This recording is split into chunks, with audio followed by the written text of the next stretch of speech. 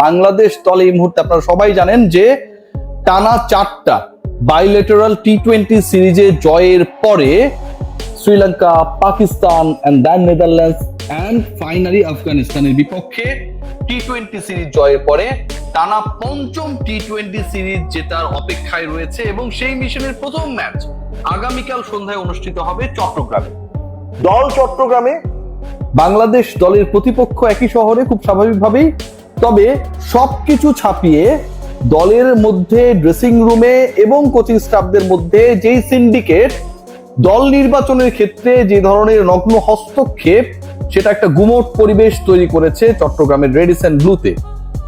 দলের অভ্যন্তরের যে খবর এই মুহূর্তে আমার কাছে রয়েছে, সাপোর্ট স্টাফ এবং ক্রিকেটারদের কাছ থেকে যে খবর আসছে, তাতে একজন পার্টিকুলার ক্রিকেটারকে রক্ষায় অন্তত সবশেষ 5 থেকে 6টা ম্যাচে অসাধারণ খেলা একজন ক্রিকেটারকে বাদ দেওয়ার পরিকল্পনায় রয়েছে।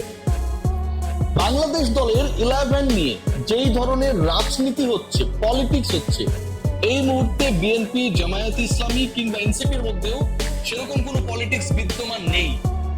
জাতীয় দলে ব্যাটিং অর্থাৎ ব্যাটারদের জন্য স্পট 6টা এবং এই 6টা স্পটের 4টা মোটামুটি অকুপাইড। আপনারা সবাই জানেন যে ওপেনিং স্লটে যেই দুজন খেলবেন সেখানটায় ইমন এবং তামিম মোটামুটি ফিক্স।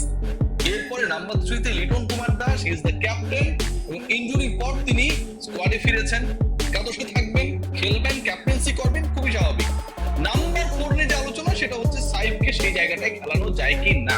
যদিও সাইফকে আরো উপরে খেলাতে পারলে আরো ভালো হতো। সবশেষ ম্যাচে 38 বলে 54 রানের ম্যান অফ দ্য ম্যাচ হওয়া ইনিংস খেলার পরও সাইফকে তার স্পটটা ছেড়ে দিতে হতে পারে, এরকম একটা আলোচনা রয়েছে। আলোচনার জায়গা যেখানটায়, সেটা হচ্ছে 5 এবং 6, এই যে দুটো স্পট, এই দুই স্পটে কে খেলবেন, এবং সেখানটায় বাংলাদেশ ম্যানেজমেন্ট, কোচিং স্টাফ এতটাই পক্ষপাত দুষ্ট হয়ে সিদ্ধান্ত গ্রহণ করতে যাচ্ছে, যেখানটা একজন ক্রিকেটারকে খেলানোর পরিকল্পনা করা হয়েছে যিনি সবশেষ 6 ম্যাচের 4টায় সিঙ্গেল ডিজিটে আউট হয়ে গেছেন। আই এম রিপিটিং, সবশেষ 6 ম্যাচের 4টায় সিঙ্গেল ডিজিটে আউট হয়ে গেছেন। দেখুন ভাই, আপনারা বলেন যে অমুকের পিছনে কেন লেগেছেন। আমার ভাই কেউ পক্ষে না বিপক্ষে না, আমিও কারো পক্ষে বিপক্ষে না। জাতীয় দলের জার্সিতে একজন ক্রিকেটার খেলতে নেমেছেন, সবশেষ 6টা টি-20 খেলেছেন এবং সবশেষ 6 টি-20-র মধ্যে 10 রানও করতে পারেন নাই 4টায়।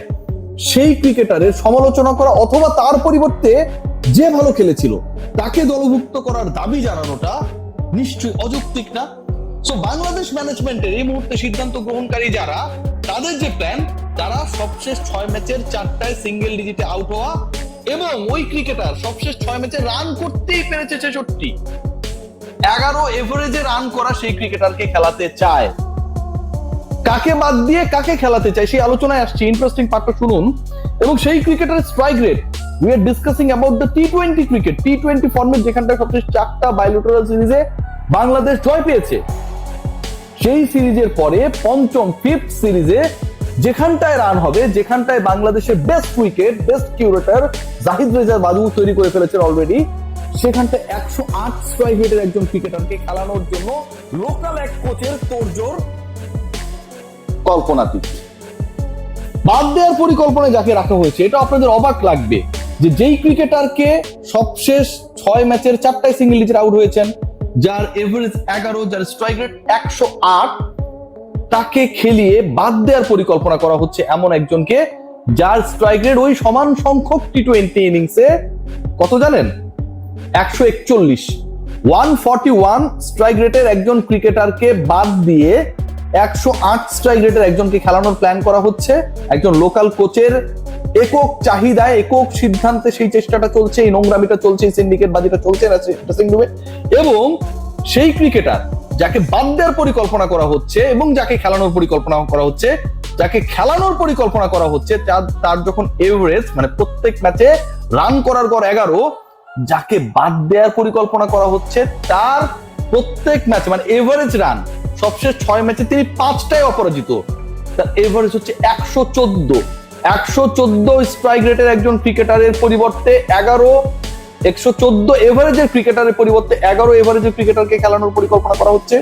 141 স্ট্রাইক রেটের ক্রিকেটারের পরিবর্তে 108 স্ট্রাইক রেটের ক্রিকেটারকে খেলানোর পরিকল্পনা করা হচ্ছে সবশেষ 6 ইনিংসে। এটা একটা দুইটা বিচ্ছিন্ন ইনিংস না, ব্যর্থ একজন ক্রিকেটারকে খেলানোর পরিকল্পনা করা হচ্ছে নুরুল হাসান সোহানকে বাদ থেকে। নুরুল হাসান সোহানকে বাদ দেওয়ার ব্যাপারে টিম ম্যানেজমেন্টের পক্ষ থেকে যখন আপত্তির কথা তোলা হয়েছে, এরপরে টার্গেট করা হয়েছে শামীম হোসেন পাটোয়ারি। সোহান এবং পাটোয়ারিকে খেলানো যাবে না, জাকের আলী অনিককে, এই দুজনের একজনকে বাদ দিয়ে খেলাতেই হবে।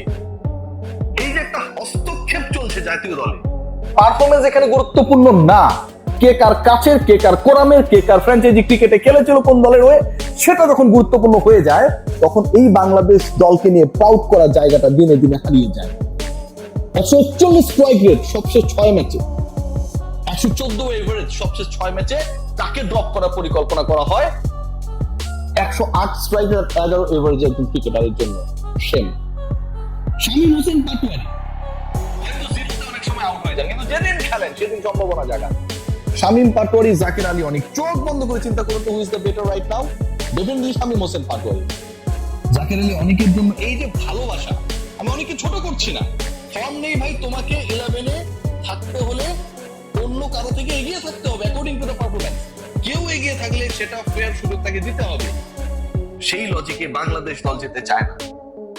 যে 11 পরিকল্পনা করা হচ্ছে সেই 11-এ এখন পর্যন্ত ইদার সোহান অর শামীমকে বাদ দিতে হবে এবং একটা স্পট ছেড়ে দিতে হবে জাকের আলী অনিককে। টপ 4 নিয়েও আলোচনা রয়েছে এবং সেখানটা এমন হতে পারে দুই ওপেনার ইমন এবং তামিম, এই দুই ওপেনার যারা হচ্ছে এরকম ট্র্যাকে, চট্টগ্রামের মতো ট্র্যাকে ভালো করার মতো ক্রিকেটার, তাদের একজনকে বসানো হতে পারে। তাদের একজনকে বসিয়ে সাইফকে ওপেনিং এ তুলে এরপরে যে ডিসিশন মেক করা হতে পারে, নাম্বার 3 তে লিটন, নাম্বার 4 বলে জাকের আলী অনিককে হলেও খেলাইতে হবে। আত্মঘাতী সিদ্ধান্তের দিকে প্রথম টি20-র আগে বাংলাদেশ ম্যানেজমেন্ট। বুলবুল ভাইয়া কতটুকু খবর রাখেন জিজ্ঞেস করলে বুলবুল বলবে এটা ক্রিকেট অপারেশনস টিম ম্যানেজমেন্ট, ওরা যারা আমি খোঁজ রাখি না। ভাই রাখতে হবে, আপনি যে স্টাইলে চিন্তা করেন এটা প্রফেশনাল চিন্তা, বাট এখানে পেশাদার ভাবে অনেক কিছু ঘটছে না বুলবুল ভাই। You have to interfere here.